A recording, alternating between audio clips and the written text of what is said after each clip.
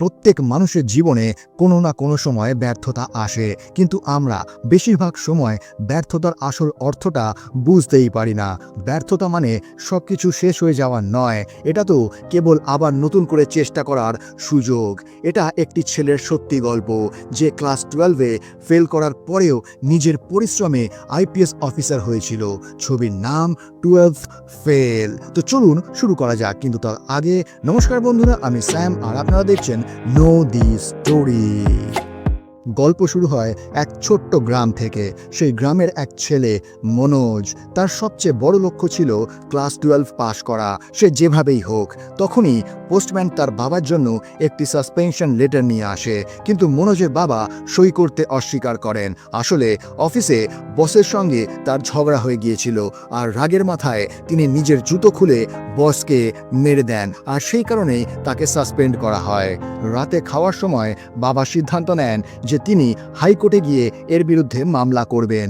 পরের দিন মনোজ পরীক্ষা দিতে যায়। সেখানে দেখে সব ছাত্রই নকল করছে, এমনকি শিক্ষক নিজেই বোর্ডে প্রশ্নের উত্তর লিখে দেয়, আর ছাত্ররা আনন্দে কপি করতে থাকে। কিন্তু কিছুক্ষণ পর ডিএসপি দুষ্যন্ত সেখানে এসে পৌঁছন।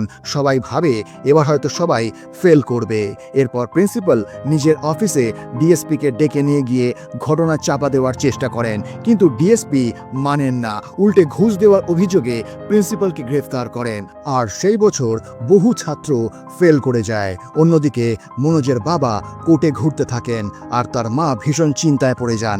যদি মনোজ পাশ করত তাহলে হয়তো কোনো ছোট চাকরি পেতে পারত, কিন্তু এখন সবই কঠিন হয়ে গেছে।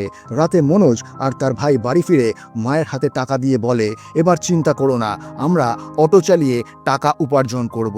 পরের দিন তারা অটো নিয়ে বেরোলে এক নেতার ঠিকাদার তাদের সব যাত্রীকে নামিয়ে দেয়। মনোজ আর তার ভাই এসব মানতে না চেয়ে ঝগড়ায় জড়িয়ে পড়ে।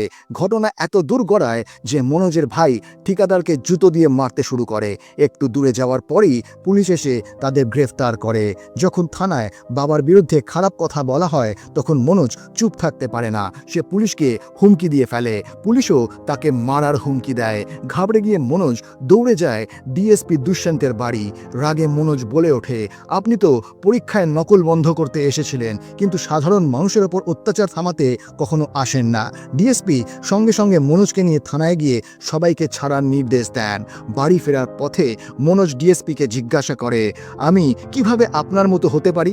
ডিএসপি হেসে বলেন, নকল করা ছেড়ে দে। এই কথা মনোজের মনে গভীর ছাপ ফেলে।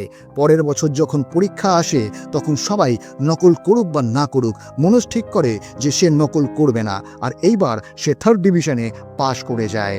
কয়েক বছর পর তার দিদিমা নিজের পেনশনের সব টাকা তার হাতে দিয়ে বলেন, বাবা, টাকার চিন্তা করিস না, শুধু একটা কথা মনে রাখিস, তুই পুলিশ হয়ে পুলিশের ইউনিফর্ম পরে বাড়ি ফিরে আসবি। পরের দিন স্বপ্ন পূরণের লক্ষ্য নিয়ে মনোজ ঘর ছেড়ে বেরিয়ে পড়ে। বাসে যাত্রার সময় তার ঘুম এসে যায়। বাস থামলে কন্ডাক্টর তাকে জাগিয়ে তোলে। মনোজ ঘুম চোখে নামতেই দেখে তার ব্যাগ নেই। কন্ডাক্টর জানায় তার পাশের সিটে যে মহিলা বসেছিলেন সে ব্যাগ নিয়ে নেমে গেছে। এ কথা শুনে মনোজের পায়ের তলা থেকে মাটি সরে যায়, কারণ সেই ব্যাগে ছিল দিদিমার দেওয়া সমস্ত টাকা। অচেনা শহর, অচেনা ভিড়, মনোজ পুরোপুরি ভেঙে পড়ে। পরের দিন সকালে সে একটি কোচিং সেন্টারের সামনে বসে জানতে পারে যে আগামী 3 বছর কোনো ক্লাস হবে না, আর ডিএসপির চাকরির জন্য এখন কোনো ভ্যাকেন্সি নেই। এ কথা শুনে তার সাহস আরও কমে যায়। ক্ষুধায় কাতর হয়ে সে একটি ছোট হোটেলে গিয়ে মালিককে বলে, আমি কি আপনার কাজ করে কিছু খেতে পারি? হোটেলের মালিক কিছু না বলে তাকে খাবার দিয়ে দেয়। মনোজ মুহূর্তেই সব খেয়ে নেয়। তারপর মালিককে বলে, বলুন আমি কোন কাজটা করব? মালিক উত্তর দেয়, তুমি তো ছাত্র, তোমাকে দিয়ে আমি কাজ করাবো না। এটা শুনে মনোজ বলে, আমি আগে যদি জানতাম আমি কখনোই বিনামূল্যে খেতাম না। ঠিক তখনই একজন ছেলে আসে এবং বলে, চিন্তা করো না, আমি তোমার বিল দিয়ে দিয়েছি। ছেলেটির নাম ছিল প্রীতম পাণ্ডে। পাণ্ডেও ডিএসপির পরীক্ষা দিতে এসেছে। পাণ্ডে মনোজকে বলে, তুমি বাড়ি ফিরে যাও। কিন্তু মনোজ সব সত্যি বলে এবং বলে যে তার জন্য ফিরে যাওয়া সম্ভব নয়। কিছুক্ষণ পর পাণ্ডে বলে, আমি দিল্লি যাচ্ছি আইপিএস এর কোচিংয়ের জন্য। মনোজ অবাক হয়ে প্রশ্ন করে, আইপিএস কি? পাণ্ডে বলে, আইপিএস তো ডিএসপির থেকেও উপরের পদ, অর্থাৎ ডিএসপির বস। এটি শুনে মনোজ বলে, তাহলে আমাকেও আইপিএস হতে হবে, আমাকে তোমার সঙ্গে নিয়ে চলো। প্রথমে পাণ্ডে কিছু বুঝতে পারে না, কিন্তু পরে বলে, ঠিক আছে চলো আমার সঙ্গে। দুজন দিল্লি পৌঁছে যায়। এত ভিড় দেখে মনোজ একটু ঘাবড়ে যায়। পাণ্ডে তাকে নিজের বাড়িতে থাকতে দেয়। পরের দিন তাদের এক বন্ধু গৌরী ভাইয়ের সঙ্গে পরিচয় করায়। গৌরী ভাইও আইপিএস হওয়ার প্রস্তুতি নিচ্ছে। গৌরী ভাই তাদের ইউপিএসসি পরীক্ষার কথা বোঝায়। 2 লক্ষের বেশি মানুষ পরীক্ষা দেয়, কিন্তু মাত্র 20 থেকে 30 জন আইপিএস হতে পারে। এটি শুনে সবাই চমকে যায়। মনোজ গৌরী ভাইয়ের কাছে কাজের জন্য অনুরোধ করে। গৌরী ভাই তার পরিস্থিতি বুঝে তাকে একটি লাইব্রেরিতে কাজ পাইয়ে দেয়। সেখানে তাকে বই পরিষ্কার করতে হয় এবং টয়লেটও পরিষ্কার করতে হয়। বেতন মাত্র 280 টাকা এবং সাথে ছোট একটি রুম থাকার জন্য। দিনভর সে কাজ করে আর রাতভর পড়াশোনা করে। কয়েক সপ্তাহ পর গৌরী ভাইয়ের রেজাল্ট আসে, কিন্তু তিনি আবার ফেল করে যান। এটি তার শেষ সুযোগ ছিল। গৌরী ভাই আইপিএস হতে পারেননি, কিন্তু একটি ছোট চায়ের দোকান খুলে ছাত্রদের ফ্রি টিউশন দিতে শুরু করেন। তিনি বলেন, আমি আইপিএস হতে পারিনি, কিন্তু তোমাদের মধ্যে কেউ যদি আইপিএস হয় তাহলে সেটাই আমার জয় হবে। দিনগুলো কেটে যায়। মনোজ প্রথমবার ইউপিএসসি পরীক্ষা দেয়, কিন্তু ফেল করে। তার মন ভেঙে যায়। ঠিক তখন গৌরী ভাই তাকে সাহস দেন। প্রত্যেক ব্যর্থতার পরে একটি নতুন সুযোগ আসে। মনোজ আবার কাজ ও পড়াশোনায় মন দেয়। 1 বছর পর পরীক্ষা আবার হয়। এবার পাণ্ডে আবার ফেল করে, কিন্তু মনোজ পাশ করে যায়। গৌরী ভাই এবং পাণ্ডে দুজনেই আনন্দে নেচে ওঠে। এবার লিখিত পরীক্ষার পর্ব আসে। মনোজ একটি নতুন কোচিং সেন্টারে ভর্তি হতে যায়। ফি ছিল 1200 টাকা, কিন্তু তার কাছে মাত্র 680 টাকা থাকে। সে সেন্টারের মহিলাটির কাছে বলে, বাকি টাকা আমি ধীরে ধীরে মিটিয়ে দেব আর আপনার অফিসের প্রতিটি কাজে সাহায্য করব। সেখানে মেয়েটি মনোজকে বলে, যদি তোমার ইচ্ছে থাকে তুমি আমাদের এখানে ফটোগ্রাফির কাজ করতে পারো। কিছুক্ষণ পর একটি মেয়ে তার বাবার সঙ্গে কোচিং সেন্টারে ভর্তি হতে আসে। কোচিং সেন্টারের মেয়েটি তখনই তাদের সামনে সেন্টারের প্রশংসা করতে থাকে। এমন সময় মনোজ একটি ছবি দেখিয়ে বলে, এটি দীপমোহন, তিনি এখানে কোচিং করতেন না, আমি তাকে চিনি। কোচিং সেন্টারের মেয়েটি মনোজকে পাশের রুমে ডেকে বলে, আমরা দীপমোহনকে 1.5 লাখ টাকা দিয়েছিলাম যাতে সে বলে সে আমাদের এখানে পড়েছে। যদি তুমি টপার হও তবে তোমাকেও টাকা দেওয়া হবে। কিন্তু মনোজ সব সত্যি বলে দেয়। এটি শুনে মেয়েটির ইচ্ছে ভেঙে যায়। তার নাম শ্রদ্ধা যোশী এবং সে কোচিংয়ে ভর্তি হয় না। ধীরে ধীরে মনোজ শ্রদ্ধা ও তার বাবার সঙ্গে পরিচিত হয়ে যায়। সে বলে যে সে একটি লাইব্রেরিতে কাজ করে। একদিন মনোজ লাইব্রেরিতে ইঞ্জিনিয়ারিংয়ের বই পড়ছিল। তখন শ্রদ্ধা সেখানে আসে। শ্রদ্ধা মনে করে মনোজ হয়তো ইঞ্জিনিয়ারিংয়ের ছাত্র। দুজন ধীরে ধীরে নিজেদের পরিবার ও জীবন কাহিনী শেয়ার করতে থাকে। পরে শ্রদ্ধা জানতে পারে যে মনোজ এখানে কাজ করে, ছাত্র নয়। শ্রদ্ধা যে কোচিংয়ে ভর্তি হয় মনোজও সেখানে যোগ দেয়। সন্ধ্যায় গৌরী ভাইয়ের চায়ের দোকানে সবাই বসে গল্প শেয়ার করে। এক সুযোগে মনোজ শ্রদ্ধাকে গান গাওয়ার জন্য বলে। শ্রদ্ধা একটি মিষ্টি গান গায়। এভাবেই তাদের বন্ধুত্ব আরও ঘনিষ্ঠ হয়ে ওঠে। পরের দিন লাইব্রেরিয়ান মনোজকে প্রশ্ন করে, পুরনো পেপার বিক্রি করে যে টাকা পেয়েছো তা এত কম কেন দিয়েছো? মনোজ সত্যি বলে, যতটা পেয়েছি ততটাই দিয়েছি। এটি শুনে লাইব্রেরিয়ান তাকে গালমন্দ করতে থাকে। মনোজের রাগে রক্ত চড়ে যায়, কিন্তু সে কিছু না বলে চুপচাপ চলে যায়। কাজ হারানোর পর কয়েকদিন মনোজ অদৃশ্য হয়ে যায়। প্রীতম পাণ্ডে তাকে খুঁজতে খুঁজতে দেখা পায় যে মনোজ একটি ছোট ঘরে আটা পেশাইয়ের কাজ করছে। দিনভর আটা পেশাই করে এবং রাতে পড়াশোনা করে। পাণ্ডে মনোজকে বলে, আমার সঙ্গে বাড়ি চলো, কিন্তু মনোজ অস্বীকার করে। লিখিত পরীক্ষার দিন আসে। মনোজ পরীক্ষা খুব ভালোভাবে দেয়। পরীক্ষার পর সে নোবেল নামের এক ছাত্রের সঙ্গে কথা বলে। সে বলে, পরীক্ষা খুব ভালো ছিল, বিশেষ করে টেররিজমের টপিক এসেছে, আমি এতে দারুণ লিখেছি। তখন মনোজ জানতে পারে যে আসলে যে টপিক এসেছে তা ট্যুরিজম, টেরোরিজম নয়। মনোজের মন ভেঙে যায়। এই বছরও তার পরিশ্রম বৃথা হয়ে যায়। পরের সকালে মনোজ শ্রদ্ধার বাড়িতে যায়। শ্রদ্ধা বাড়িতে ছিল না। কেয়ারটেকার ফোনে শ্রদ্ধার সঙ্গে কথা বলায়। মনোজ অন্তর থেকে বলে, আমি তোমাকে ভালোবাসি, তুমি শুধু একবার বলো আই লাভ ইউ, আমি তোমার জন্য গোটা পৃথিবী উল্টে পাল্টে দেব। শ্রদ্ধা অস্বীকার করে। মনোজের মন ভেঙে যায়। সে বাড়ি ফেরার সিদ্ধান্ত নেয়, কিন্তু সে দিল্লি না গিয়ে সরাসরি তার গ্রামে ফিরে আসে। গ্রামে পৌঁছে সে জানতে পারে যে তার দিদিমা আর এই পৃথিবীতে নেই। এই খবরটি তাকে এবং তার বাবাকে লুকোনো হয়েছিল, কারণ দিদিমা চেয়েছিলেন তারা তার মৃত্যুর কারণে যেন কষ্ট না পায়। মনোজ সত্যি জেনে অত্যন্ত দুঃখিত হয়ে পড়ে। মা তাকে সান্ত্বনা দেয়। তারা একসাথে কেঁদে ওঠে। পরে মনোজ আবার দিল্লি ফিরে আসে এবং তার পরিশ্রম আরও বাড়িয়ে দেয়। পড়াশোনার পাশাপাশি সে বাড়িতে টাকা পাঠাতে শুরু করে। এরপর মনোজ তার রুটিন আরও কঠিন করে তোলে। একদিন কোচিং ক্লাসে শ্রদ্ধা ফিরে আসে। ক্লাসের পর সে মনোজের কাছে ক্ষমা চায়। সে বলে, তুমি যখন হঠাৎ করে আমার বাড়ি গিয়েছিলে তখন আমি বুঝতেই পারিনি কি বলবো। মনোজ তাকে থামিয়ে দিয়ে বলে, এখন কথা বলার সময় নয়, পরীক্ষার পর সব হবে। এরপর শুরু হয় মনোজের পূর্ণ শক্তি দিয়ে পড়াশোনা। প্রিলিমস পরীক্ষা আসে এবং আবারও সে ভালো নম্বর নিয়ে পাশ করে। এই খবর শুনে শ্রদ্ধা তার কাছে আসে। তার পরিশ্রম দেখে সে অবাক হয়ে যায়। শ্রদ্ধা সাহায্য করতে চায়, কিন্তু মনোজ অস্বীকার করে। কয়েকদিন পর তার লিখিত পরীক্ষা হয় এবং ফলাফল আসে পুনরায় ফেল। এটি তার তৃতীয় হার। সন্ধেবেলা গৌরী ভাইয়ের চায়ের স্টলে মনোজ এবং শ্রদ্ধা বসে থাকে।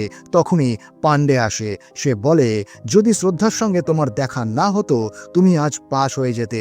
প্রতিটি মেয়ে একদিন চলে যায়, লুজারের সঙ্গে কেউ কোনোদিন থাকে না। এই কথা শুনে শ্রদ্ধা কাঁদতে কাঁদতে চলে যায়। মনোজ দৌড়ে গিয়ে তাকে থামায়। শ্রদ্ধা বলে, তুমি তো বলেছিলে যদি আমি তোমাকে আই লাভ ইউ বলি তবে তুমি পুরো পৃথিবী উল্টে পাল্টে দেবে। এখন তোমার ভালোবাসা প্রমাণ করো, আইপিএস হয়ে দেখাও। মনোজ দৌড়ে দীপমোহনের কাছে যায় এবং তার কষ্ট জানায়। প্রিলিমসটা তো পাশ করে যায়, কিন্তু লিখিত পরীক্ষায় কখনো পাশ করতে পারি না। দীপমোহন তাকে একটি কাগজ দিয়ে বলে, 8 মিনিটের মধ্যে নিজের সম্পর্কে 200 শব্দ লেখো। মনোজ মনে করে সহজ হবে, কিন্তু মাত্র 80 থেকে 90 শব্দ লিখতে পারে। দীপমোহন বোঝায়, তুমি নিজের সম্পর্কে সঠিকভাবে লিখতে পারো না, তাহলে আন্তর্জাতিক বিষয়গুলোতে কিভাবে লিখবে? এখন তোমাকে অনেক পরিশ্রম করতে হবে। এটি শুনে মনোজের মন ভেঙে যায়। সে গৌরী ভাইয়ের দোকানে যায়। গৌরী ভাইও তাকে ডেকে বলে, দিনভর চাকিতে আটা পিষে তুমি জীবনে কি করবে? আজ থেকে তুমি আমার ঘরে চলে এসো, আমি তোমার ঘরে টাকা পাঠানোর দায়িত্ব নেব। মনোজ অগত্যার রাজি হয়ে যায়। পরদিন সকালে শ্রদ্ধা তাকে দেখতে আসে এবং একটি ঘড়ি দিয়ে বলে, এটা আমার বাবা দিয়েছিলেন, এটা দেখে দিনে 16 ঘন্টা শুধু পড়াশোনা করবে। মনোজ প্রস্তুতি শুরু করে। কাজের বোঝা কমে যায় এবং পড়াশোনার জন্য আরও বেশি সময় পাওয়া যায়। কিছুদিনের মধ্যেই শ্রদ্ধা নিজের লিখিত পরীক্ষা দিতে চলে যায়। গৌরী ভাই আনন্দের সংবাদ নিয়ে আসে, শ্রদ্ধা পরীক্ষায় পাশ করেছে এবং আগামী মাসে তার ভাইভা আছে। সময় এগোতে থাকে। এক রাতে বিদ্যুৎ চলে যায়। মনোজ স্ট্রিট লাইটের নিচে বসে পড়াশোনা করতে থাকে। তখন তার একজন বন্ধু দৌড়ে এসে বলে, শ্রদ্ধার ফোন এসেছে। শ্রদ্ধা ফোনে খুশির সংবাদ জানায়, সে ভাইভা পাশ করেছে এবং এখন সে ডেপুটি কালেক্টর হয়ে গেছে। এটি শুনে মনোজ, গৌরী ভাই এবং সবাই আনন্দে উচ্ছ্বসিত হয়। মনোজ আরও কঠোর পরিশ্রম শুরু করে এবং এইবার নিজের লিখিত পরীক্ষাও পাশ করে। মনোজ ফোনে তার মাকে খুশির সংবাদ দেয়।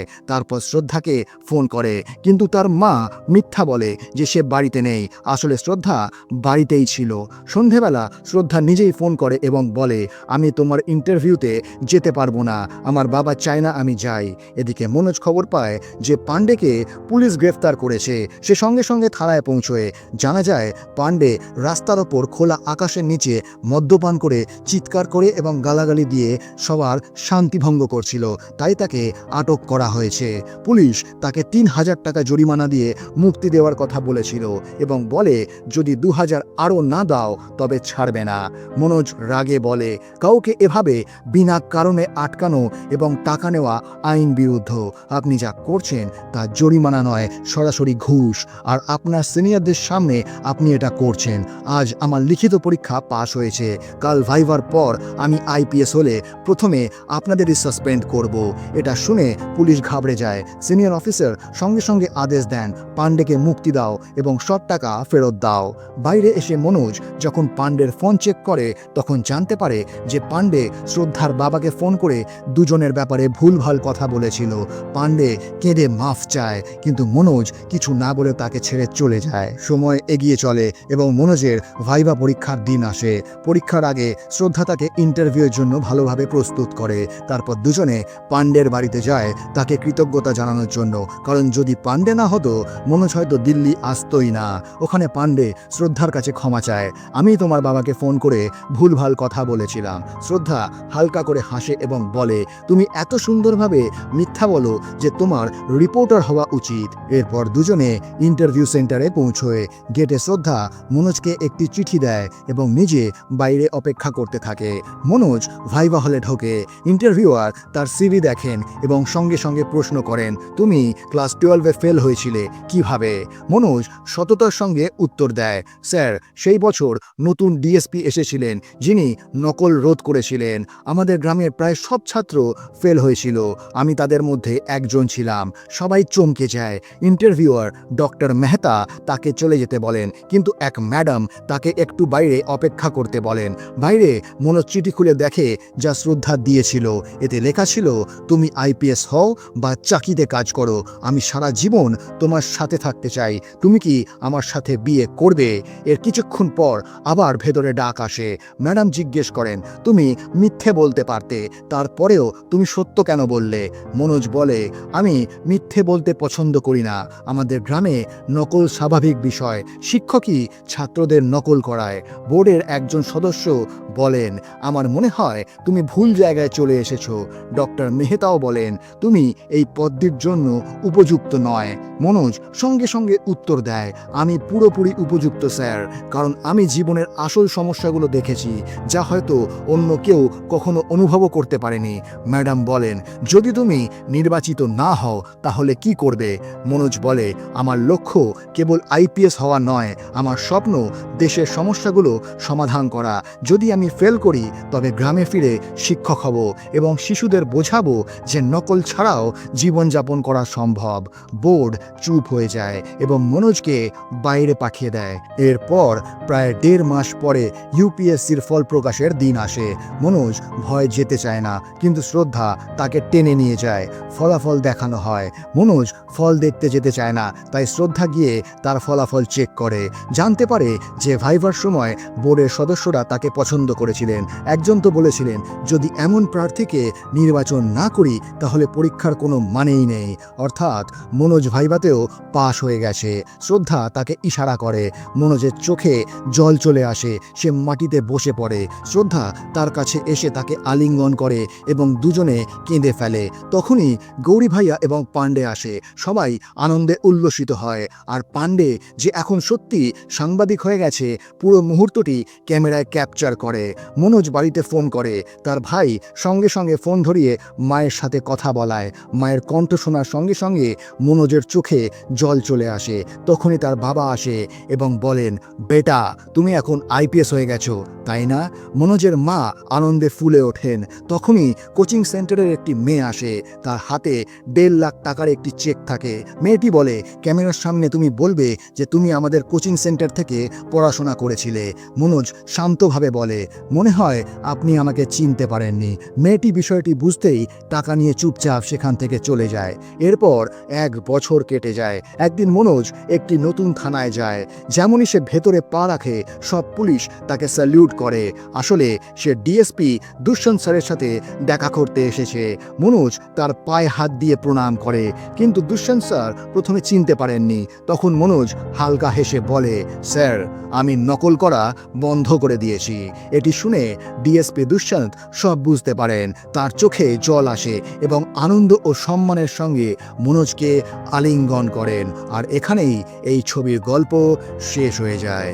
তো বন্ধুরা, যদি এই গল্পটা আপনাদের ভালো লেগে থাকে তাহলে ভিডিওটি লাইক করুন, আপনাদের বন্ধুদের সঙ্গে শেয়ার করুন, আর এরকমই আরও সিনেমার গল্প শোনার জন্য আমাদের চ্যানেল নো দি স্টোরি বেঙ্গলিকে অবশ্যই সাবস্ক্রাইব করুন। আপনাদের একটা সাবস্ক্রিপশন আমাদের নতুন নতুন গল্প শোনাতে উৎসাহ দেয়। দেখা হবে পরের ভিডিওতে আরও এক মন ছুঁয়ে যাওয়া গল্প নিয়ে। ততক্ষণ নিজের খেয়াল রাখুন। ধন্যবাদ।